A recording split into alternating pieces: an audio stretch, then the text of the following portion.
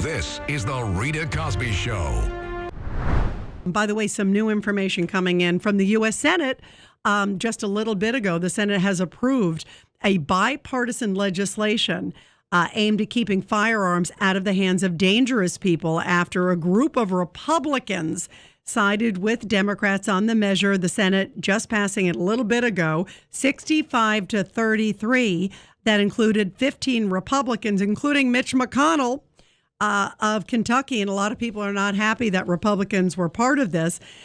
What it does is it doesn't prohibit guns, certain types of guns, but it does go into different degrees. In other words, like it goes into background checks of prospective gun owners, saying that there has to be background checks for buyers ages 18 to 21, requiring for the first time that juvenile records, including mental health records, beginning at age 16, be vetted for potentially disqualifying material. I'm curious what your thoughts are on that, because, of course, as we're also talking, it was a big day in the Supreme Court for gun rights.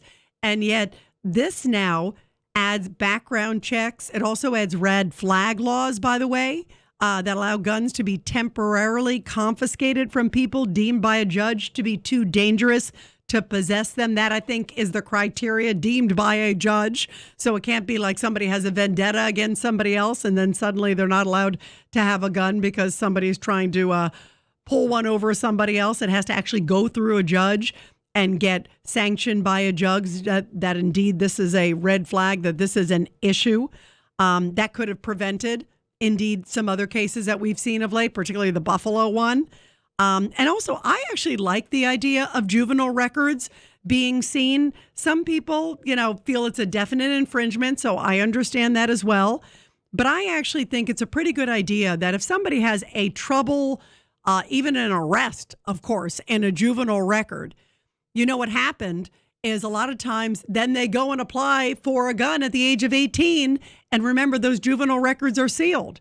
So somebody sells them a gun. It's legal at this point, and they don't know that that person as a juvenile may have committed a pretty serious crime because they don't have access to the system. Because, again, it's protected for the individual.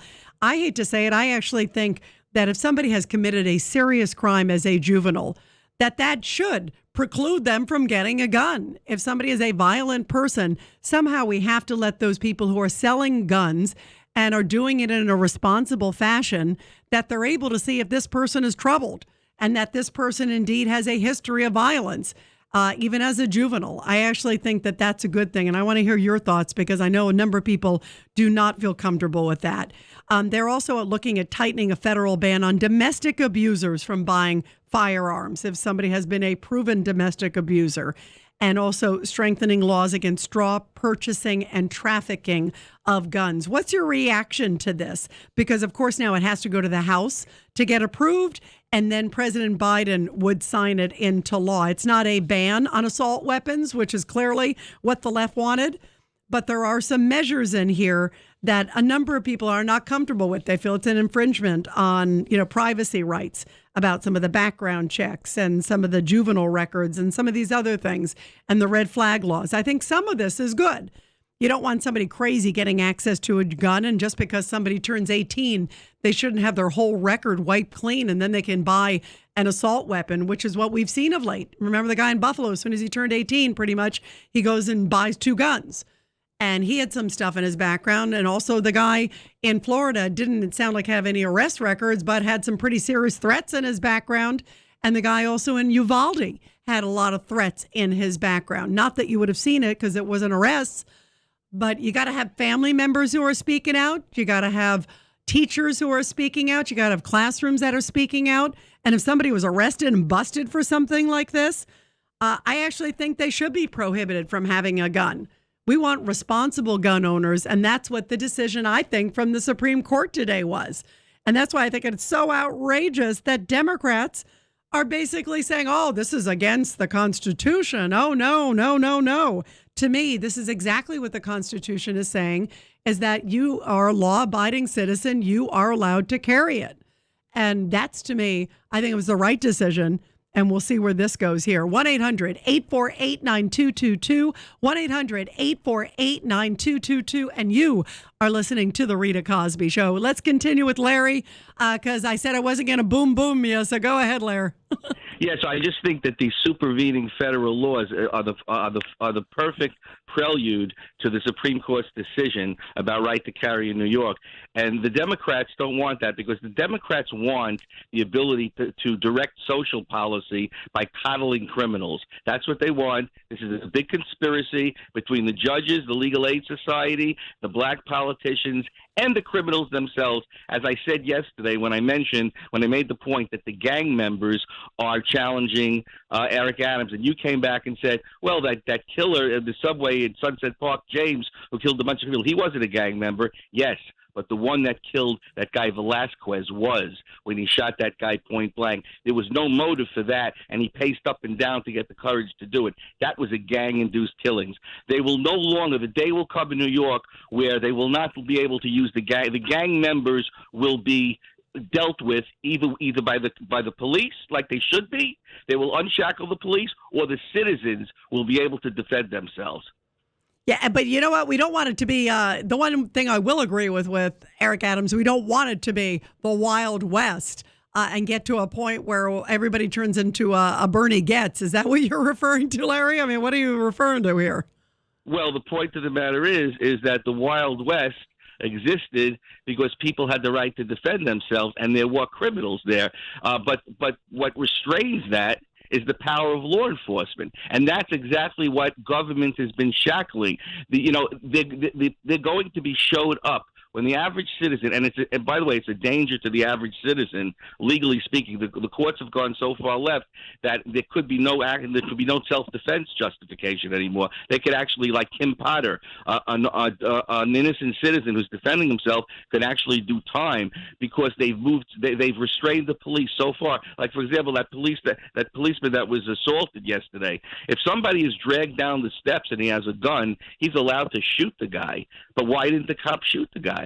Okay. Why? Well, are you saying that he should listen? And here's where it gets into. Obviously, you want to have the appropriate response. I agree with you. It's scary because the guy was trying to grab his gun, and he was on a solo patrol too, and he was pulled down those stairs of the subway station. I mean, that is a really scary, risky situation. But you don't want it to be so much like, okay, well, you stole a piece of candy, we're going to shoot you. You know, it has to be an appropriate response given the climate. And you also want responsible people to have guns, you know, in this climate. The one where I agree with you, Larry, I do think we need to, you know, take the hamstrings, if you will, off of law enforcement, because you're right. They're afraid to do certain things. They're afraid if they overreach, they're going to get called into internal affairs. They don't have a lot of backup. Qualified immunity. I mean, there are so many issues that are happening right now that law enforcement have such a burden on their shoulders, and they just have to be able to do their job. But I do want law enforcement doing their job. I don't want every single citizen to become Bernie Getz, because that's a pretty dangerous place to be if we're opening it to that. Larry, I do have to boom you, and I got to let you go, but thank you very much. Good to have you here. Let's go to Frank on line 3. Frank, go ahead. You're here on the Rita Cosby Show. It's so great to talk to you. I love all you guys at the station, and I despise this administration so terribly. You know, all they do is lie. You have so much to say, but I know it's a little time. We know that they're trying to collapse this economy, and then we'd be dependent on government, and that's what socialist governments are. And that's what they are. They're not Democrats anymore. JFK was a democratic society, but these people aren't Democrats no more. They're all socialists now. They're all socialists, and they're trying to collapse the economy, as you can see. I don't know why people don't see that. And the second thought is with this gun law, it's about time, because you know what, Rita, in order to get a pistol permit, you have to go through a background check, and maybe they can make it a little more stringent. Maybe this time include psychiatric tests if you've ever been in a psychiatric hospital. That, by the way, Frank, that's a really great point. I'm glad you brought up the psychiatric facility and what do you think? By the way, let me just ask you because you bring up, and I always am honest with you guys. I do think obviously it's too easy, as we've seen recently, some people who have clearly troubled history.